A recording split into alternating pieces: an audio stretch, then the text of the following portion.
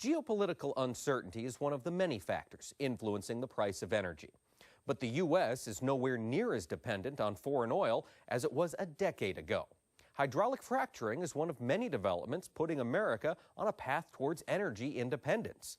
But critics believe the same technology responsible for gushing domestic oil production also is fueling a dramatic rise in earthquakes.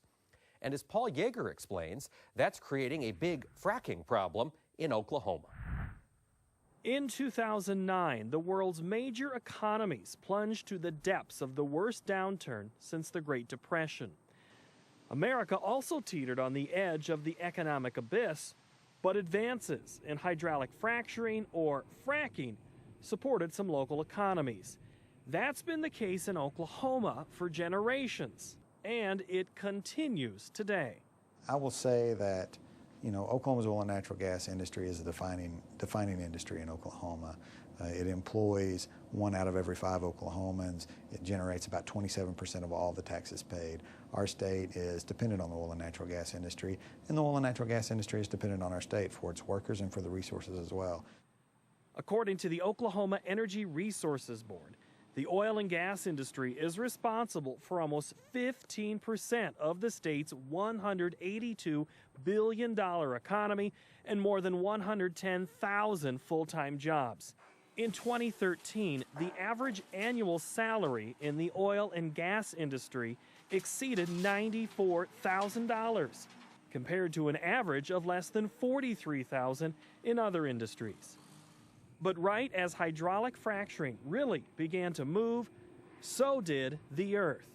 And as the amount of oil production increased, the number of earthquakes also rose dramatically. Shortly after the temblors began, the Oil and Gas Division of the Oklahoma Corporation Commission began investigating if there was indeed a correlation between fracking and an increasing number of earthquakes. The fracking process works like this. A hole is bored deep into the earth and large amounts of toxic salt water are extracted. The water is trucked off to disposal wells. About 3,500 injection wells dot the Oklahoma landscape. The amount of water pulled from the well generally is as much as 10 times the amount of oil produced. The U.S. Geological Survey studies have concluded that injecting the mixture of water and chemicals back into the earth is lubricating fault lines that, up until recently, were locked in place. And an environmentalist told Market to Market that he believes oil and gas production is directly related to the increase in seismic activity.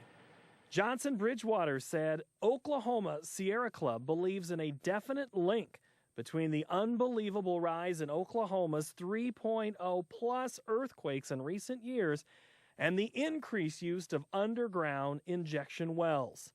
The sheer volume of wastewater and produced water being generated by Oklahoma's use of the horizontal fracking process in the exploration and production of oil and gas in Oklahoma is absolutely a contributing factor to the explosion of earthquakes Oklahoma is experiencing. This animation for the Center for Investigative Reporting in California seems to support the Sierra Club's position. Using data from the U.S. Geological Survey, the center mapped all U.S. earthquakes over the past 15 years. During the first decade, to almost no one's surprise, California records the most. But Oklahoma tremors quickly outpaced those out west in the last 5 years, and the increase occurs roughly the same time as the boom in domestic oil production. Over a 2-day period in the fall of 2013, a series of quakes shook the district of Republican State Senator Frank Simpson. He invited oil and gas industry experts to town hall meetings in south central Oklahoma to discuss whether recently built disposal wells could be the culprit. When I look at the initial data and I see the volume of disposal well productivity and the track of seismic activity, the 2 days of highest well productivity are the 2 days of our highest seismic activity. I'm no geologist and I'm no expert on earthquakes, but that seemed to be too much of a coincidence for me. So far this year, more than 1,700 tremors have been recorded in Oklahoma, and 500 of the quakes registered 3.0 or higher on the Richter scale. In comparison, the Sooners experienced just 3 total earthquakes in 2008, and all of them were magnitude 1 or less. The Oil and Gas Division of the Oklahoma Corporation Commission, or OCC, is the government body charged with regulating the oil and gas industry. When a magnitude 3 or higher earthquake occurs, and there is an active well within a 6-mile radius, the operator is ordered to temporarily stop production so the OCC can study the incident to determine if that particular well bears any responsibility for the seismic activity. Governor Mary Phelan said this week that recent evaluations by the OCC have shown that improperly injecting water into the basement beneath the Arbuckle Formation could potentially contribute to earthquakes. The Oklahoma Republican ordered $50,000 to be transferred from the State Department of Energy and the Environment to the OCC to monitor injection wells. The OCC also is investigating earthquake swarms. A swarm happens when 2 or more earthquakes occur within a quarter mile of each other, and one is 3.0 magnitude or higher. Rather than investigate the one nearest the epicenter, all the wells in a 6-mile radius will be examined. But oil producers question the increased scrutiny. But we've been producing water in Oklahoma for as long as we've been producing oil and natural gas, and that water has always been returned back to the earth in the form of a disposal well. The amount of water we dispose of today is it's more than it has been in the past, simply because our production volumes are higher, but it's not significantly higher. And it begs the question of, if disposal wells cause seismic events, why have we not seen an increase in seismic events in years past? The county of Alfalfa has experienced a large number of earthquakes. Last September, a 4.1 magnitude earthquake caused a significant amount of damage to the local courthouse, and a well near the epicenter was eventually shut down because of the temblor.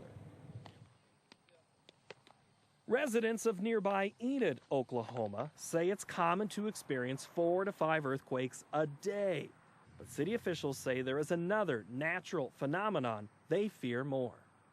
The earthquakes are just a little bit alarming, but I'll tell you what's alarming is when you see a tornado on the ground that's a mile wide and will stay on the ground and go for 12 miles. That's alarming to people in Oklahoma. So I think we're toughened up, so when a little bitty 4.0 earthquake takes place, that's no big deal. Scientists and oil industry officials believe that more data is needed to accurately determine the exact cause of the quakes. Projections for the state's next budget suggest that the agency overseeing the oil and gas industry will likely see budget cuts.